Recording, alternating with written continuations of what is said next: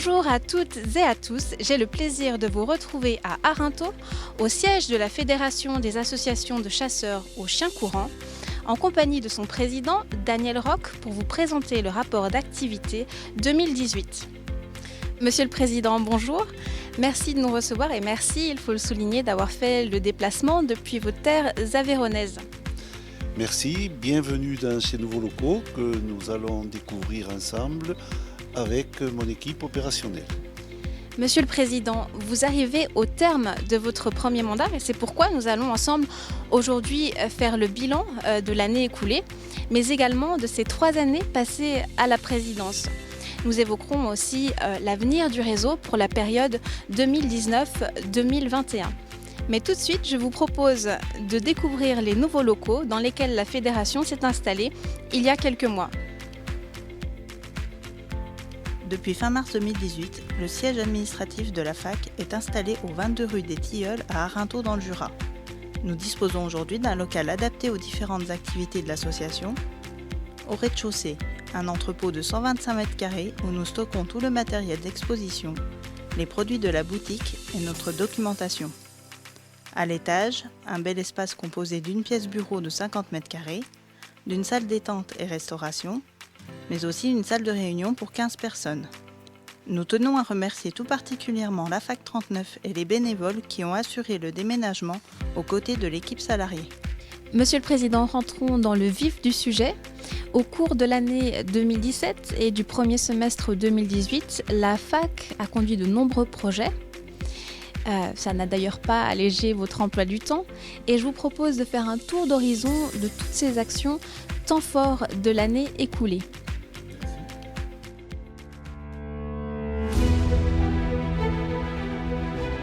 Jusqu'il y a peu, la FAC souffrait d'un manque de reconnaissance de la part des institutions cynégétiques nationales.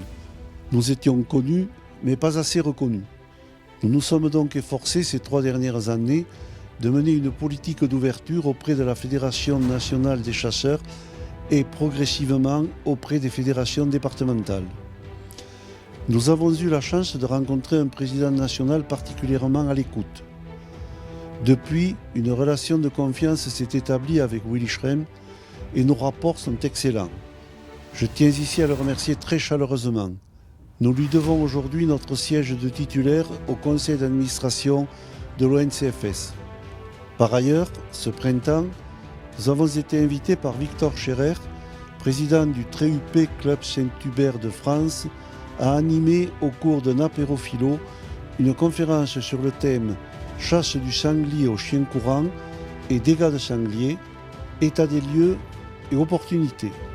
Ces événements constituent des points forts qui témoignent du nouvel ancrage institutionnel de la FAC, indispensable à la défense et à la promotion de notre mode de chasse.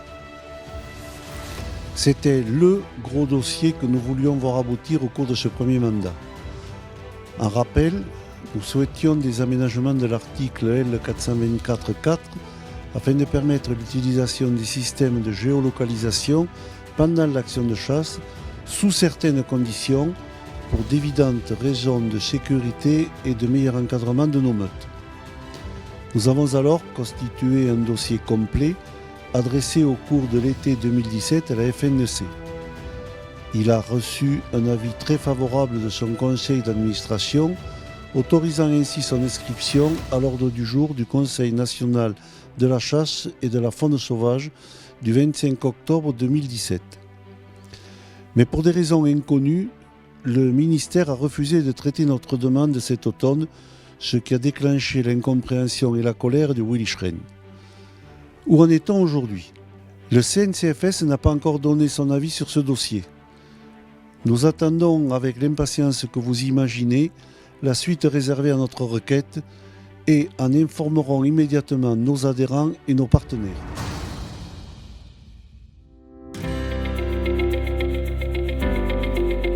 Jusqu'à la saison dernière, l'utilisation des chiens courants était interdite dans le département du Haut-Rhin. Les choses bougent. Une de nos adhérentes, Marie-Claude Koenig, vient d'obtenir l'abrogation de l'arrêté préfectoral de 1988. Bonjour Marie-Claude, je suis ravie de vous retrouver aujourd'hui afin d'évoquer avec vous l'évolution de la réglementation concernant le chien courant dans le département du Haut-Rhin. Bonjour Marie-Claude, merci de me donner l'occasion de présenter à tous cette évolution significative pour nous chasseurs aux chiens courants du Haut-Rhin. Justement, chasseresse, vous ne l'étiez pas quand vous avez acheté votre premier chien. Pouvez-vous nous raconter brièvement votre parcours ? Oui, je cherchais un chien pour la compagnie et j'ai choisi un beagle. Et je me suis vraiment prise de passion pour cette race, tant et si bien que j'ai monté une petite meute de 5 beagles que j'ai appris à mener auprès d'un éleveur-dresseur des Deux-Sèvres. Ensuite, j'ai passé le permis de chasser, le brevet grand gibier, et aujourd'hui, nous chassons le sanglier pour le plus grand bonheur des sociétés de chasse du Bas-Rhin où nous sommes régulièrement invités. Avec l'aide de la protection juridique de la FAC et votre détermination personnelle, je suppose, vous avez obtenu l'abrogation de l'arrêté de 1988. Cette abrogation prend effet au 1er mars 2018. Qu'est-ce que cela va vous apporter ? Alors déjà, ça a été un gros travail de fond à mener avec les instances locales et la préfecture pour leur faire connaître la chasse aux chiens courants. Mais l'essentiel est d'y être arrivé et cet arrêté annule le précédent et permet d'utiliser les chiens courants dans le Haut-Rhin. Cela va nous permettre aussi de découpler nos chiens et de montrer par ce biais aux chasseurs alsaciens ce qu'est la chasse aux chiens courants. Et maintenant, nous espérons peut-être un jour créer une AFAC pour les 2 départements alsaciens. Eh bien Marie-Claude, bravo. La FAC ne peut que saluer votre engagement. Merci. Cette année encore, le réseau FAC a organisé plus de 200 concours, dont 20 finales régionales et 4 finales nationales. La première de la saison, la finale nationale chevreuil, s'est tenue à Néré les 16, 17 et 18 mars. La FAC des Deux-Sèvres y accueillait 16 meutes, toutes d'un excellent niveau. Le podium, premier, messieurs Guérignaud, Dupont et Coutarel de la FAC 63 avec 10 Gascons Saintongeois. Deuxième, messieurs Rougier, Bardonnay et Douillat de la FAC 03 avec 6 petits bleus de Gascogne et 1 ariégeois. Troisième, messieurs Géraud, Pouvreau et Chevaleria de la FAC 16 avec 10 ariégeois. Le week-end suivant, les amateurs de chasse aux chiens courants bénéficiaient d'un double spectacle puisqu'étaient organisées 2 finales, celle sur lièvre à Saint-Martin-de-Londres dans l'Hérault et celle de rapprocheur à Castellane dans les Alpes de Haute-Provence. La finale lièvre a vu récompenser le travail de 24 meutes. Le podium est le suivant. Premier, messieurs Ballandreau frères et Chapelle-William de la FAC 43 avec leur Bruno du Jura. Deuxième, monsieur Garçon Frédéric de la FAC 11 avec des briquets de pays. Troisième, monsieur Lecuyer Jérôme, Belin Gérard et Emeric de la FAC 43 avec des ariégeois. Le public présent à la finale rapprocheur a pu voir évoluer 13 duos et 9 solos. Le classement. En solo, premier, Maxime Verrière de la FAC 69 avec un griffon bleu. Deuxième, Christian Gass de la FAC 13 avec une porcelaine. En duo, premier, Quentin Feigeau de la FAC 47 avec un briquet de pays croisé anglo et un briquet de pays croisé Bruno. Deuxième, Thierry Lafont de la FAC 46 avec un griffon bleu et un petit bleu. Troisième, Cédric Tendrery de la FAC 15 avec un griffon bleu et un Bruno Saint-Hubert croisé Bruno. Pour terminer la saison, nous avions rendez-vous en Haute-Loire, les 28 et 29 avril pour la finale nationale chien de pied, qui se déroulait pour la première fois cette année sur 2 journées. Le classement junior est le suivant. Premier, Mirabel, Bruno du Jura, conduite par M. Rouvidan-Tom de la FAC 42. Deuxième, Index, Bruno du Jura, conduit par M. Boyer-Loïs de la FAC 23. Troisième, Hidalgo, Gascon Saintongeois, conduit par M. Bois-Evan de la FAC 71. En senior, premier, Igor Croisé Bleu de Gascogne, conduit par M. Duzard Christophe de la FAC 43. Deuxième, Gitane, Briquette de pays, conduite par Mme Salaneuve Perrine de la FAC 0931. troisième, Loustic, Griffon Fauve de Bretagne, conduit par M. Soum Jean-Jacques de la FAC 0931. Nous tenons à remercier l'ensemble des organisateurs, bénévoles, juges, concurrents et bien sûr le public nombreux sans qui ces manifestations ne pourraient être une telle réussite. Nous vous donnons rendez-vous dès le mois d'octobre pour le coup d'envoi de la nouvelle saison des concours et épreuves FAC. Pour faciliter la gestion administrative de nos concours, nous développons actuellement une application web qui permettra à la fois à nos adhérents de s'inscrire directement en ligne depuis le site internet de la FAC, mais aussi aux responsables des épreuves de gérer les inscriptions, les qualifications et la diffusion des résultats. Cette application sera en place dès septembre 2018. Une présentation détaillée vous en sera faite dans la revue Chien Courant du mois d'octobre et des tutoriels facilitant sa prise en main seront disponibles sur le site internet de la Fédération. La communication reste une préoccupation majeure pour notre fédération qui, depuis l'année passée, a ajouté le format vidéo à sa panoplie. Outre le rapport d'activité 2017, vous avez pu découvrir le clip 5 bonnes raisons d'adhérer à la FAC et la vidéo réalisée en partenariat avec la Fédération des chasseurs du Doubs, l'Anglo et le Renard. Le nombre d'abonnés à notre page Facebook est en constante augmentation. Il témoigne de la qualité des informations que nous diffusons et de l'intérêt que vous leur portez. Eh bien, Monsieur le Président, quel dynamisme et félicitations pour toutes ces actions accomplies ces derniers mois. Merci. Mais vous savez, c'est quand même un travail au quotidien. Nous le faisons avec beaucoup d'abnégation. Je dois dire que je suis particulièrement bien épaulé par toute l'équipe opérationnelle. Nous le faisons bien sûr pour défendre le mode de chasse que nous prenons et aussi pour nos adhérents qui œuvrent toute l'année sur le terrain ainsi que les présidents de la FAC, eux aussi très investis dans la défense de ce mouvement-là. Parlons justement des adhérents à FAC. Je crois savoir qu'ils sont de plus en plus nombreux. Je vous propose de faire le point de l'évolution de votre réseau ces 10 dernières années. 2018 sera de nouveau une belle année pour le mouvement FAC, puisque fin mai, nous avons passé la barre des 14 000 adhérents, soit une évolution de près de 12% par rapport à l'année 2017. En 2008, l'association comptait environ 8 000 membres, ce qui représente une progression de 75% en 10 ans. Nous espérons que la FAC conserve cette tendance pour la prochaine décennie. En rappel, outre nos 3 partenaires, le réseau compte 69 AFAC, dont la dernière née, celle qui nous reçoit aujourd'hui, la FAC de la Marne. Belle évolution, en effet. Souhaitons que la tendance perdure. Écoutez, on ne peut être que très satisfait de l'évolution en termes d'adhérents, comme on ne peut que se réjouir des très bonnes relations qui se sont établies entre les instances synergétiques nationales et la FAC. Nous le faisons surtout et avant tout, bien sûr, pour défendre la cause qui est la nôtre, c'est-à-dire celle de la chasse au chien courant, mais aussi pour nos adhérents, pour les présidents de la FAC qui sont en permanence sur le terrain et qui participent aussi à cette défense et à cette promotion-là. Je crois que des élections sont prévues en fin d'année. Que pouvez-vous nous en dire ? Effectivement, comme le prévoient les statuts, le conseil d'administration est renouvelable par moitié tous les 3 ans. Cette année, nous sommes donc dans une année d'élection et il va y avoir en tout sur le territoire, je pense, 11 postes à pourvoir. 11 postes d'administrateurs. Nous attendons de ces administrateurs des compétences pour mener à bien le projet stratégique que nous avons établi. Nous avons effectivement besoin de gens qui ont du temps, qui veulent donner du temps pour la FAC, en peut-être bien se mettant en tête la fameuse maxime, ce n'est pas le titre qui fait l'homme, mais l'homme qui fait le titre.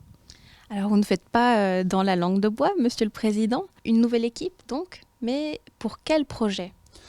Vous savez, quand on a pris les clés du camion en 2015, on avait construit un projet stratégique très ambitieux et qu'on pensait ne pas pouvoir mener à bien. Aujourd'hui, on a constaté que 70% de ce projet ont été réalisés, Donc pour la période 2019-2021, on a bâti un nouveau projet stratégique, mais ce nouveau projet stratégique va peut-être être beaucoup plus orienté autour de ce pourquoi nous sommes faits, c'est-à-dire la défense du chien et la défense de la chasse au chien courant. Est-ce que vous pouvez nous en dire un peu plus ?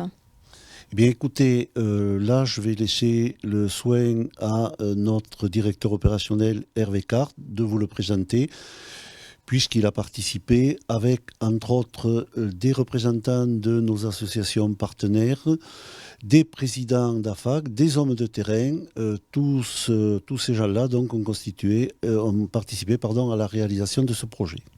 Très bien, donc nous écoutons Hervé Cart. À l'issue de ce mandat, la FAC doit se doter d'un nouveau projet stratégique pour les 3 années à venir. Des représentants des AFAC, du Conseil d'administration national, mais aussi de nos partenaires, en ont défini les grandes lignes. Le document de travail a été présenté au Conseil d'administration qui en a approuvé le contenu. La feuille de route, ainsi constituée, comporte 6 axes prioritaires de développement. Le juridique et la réglementation, la communication institutionnelle, la communication externe et la communication réseau, ainsi que le développement de nos adhérents. L'Assemblée générale aura l'opportunité de se prononcer sur la qualité du projet proposé. Monsieur le Président, en 2019, le mouvement AFAC célébrera son 30e anniversaire. Qu'avez-vous prévu ? Effectivement, nous voulons faire une très belle fête pour ce 30e anniversaire, qui est quand même un anniversaire prestigieux pour une association comme la nôtre, et puis comme pour toute association d'ailleurs. Nous nous retrouverons et nous inviterons tous nos adhérents et même au-delà le 13 et 14 juillet au Parc des Expositions à Moulins pour une très grande fête autour du chien courant. On voudrait essayer de créer le game fair du chien courant à Moulins. D'accord, très bien. Alors c'est le genre de manifestation qui se prépare longtemps à l'avance, j'imagine. Où en êtes-vous ? Vous savez, quand on a décidé l'organisation de cette manifestation, on s'imaginait que 2019 était relativement loin, parce que ça fait quand même plus d'1 an qu'on y travaille. Et puis on s'aperçoit que, vu le volume de travail et surtout la volonté de faire quelque chose de très grand, nous avons besoin de nous y pencher beaucoup plus en amont. Des ateliers ont été créés pour s'occuper tant de la restauration que de l'accueil des meutes, que de toutes les festivités qui vont s'y raccorder, avec des conférences débats, des démonstrations de chiens, etc., etc. On a sollicité nos AFAC pour qu'elles viennent amener leurs meutes et les présenter. On compte sur une 50aine d'AFAC, donc peut-être jusqu'à 15 000 chiens. Nous aurons aussi la chance d'avoir la nationale d'élevage du club du Bigle Arié et Arié. Nous pensons aussi établir un partenariat très fort entre la Fédération nationale des chasseurs, la Fédération départementale de l'Allier et même les fédérations régionales. Bref, nous allons essayer de rassembler l'espace de ce week-end-là, tout ce qui se fait de bien autour du chien courant et de la chasse en général.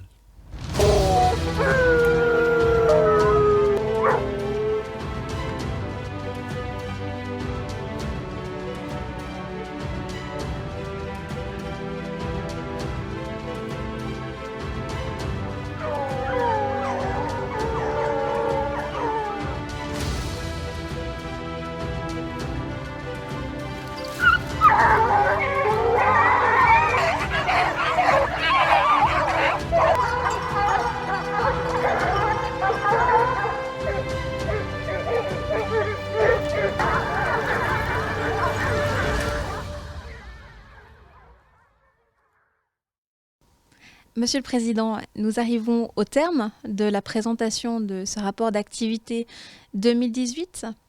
Comment résumez-vous en quelques mots votre premier mandat ? Écoutez, moi je le résumerai en 4 mots. Stressant, prenant, mais aussi enrichissant et passionnant. Prenant parce qu'il demande quand même un investissement au quotidien, Vous savez, on ne gère pas une société, une association comme la nôtre, forte de ses 15 000 adhérents, comme on gère la société de pétanque du coin. Et il y a énormément de travail. C'est stressant aussi parce qu'on fréquente les hautes autorités du monde cynégétique. Par rapport à nos adhérents, on se doit d'être bon, je dirais même exemplaire. Et vous savez, le dernier apéro philo pour lequel nous avons été invités par le Club Saint-Hubert nous a quand même pris énormément de temps. Et c'est là où j'ai mesuré toute l'importance de la représentativité de la fac.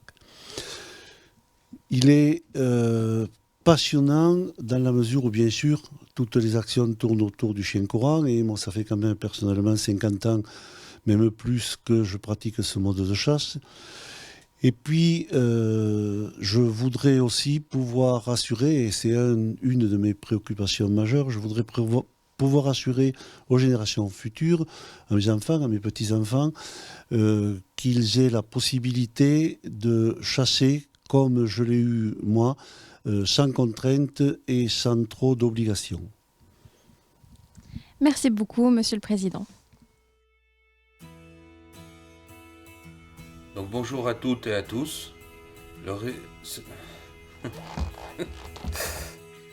la Fédération des associations de chasseurs aux chiens. Du chien courant et du mode de chasse que nous proclamons. 2021. Mais avant cela... Eh bien, Monsieur le Président, quel dynamisme. Félicitations pour ces actions. On va jamais y arriver, Daniel. Moi, je vais partir dans l'Aveyron. Séquence bonne. Séquence bonne. Maintenant, faut qu'on le dise, du coup. C'était bon, c'est fait.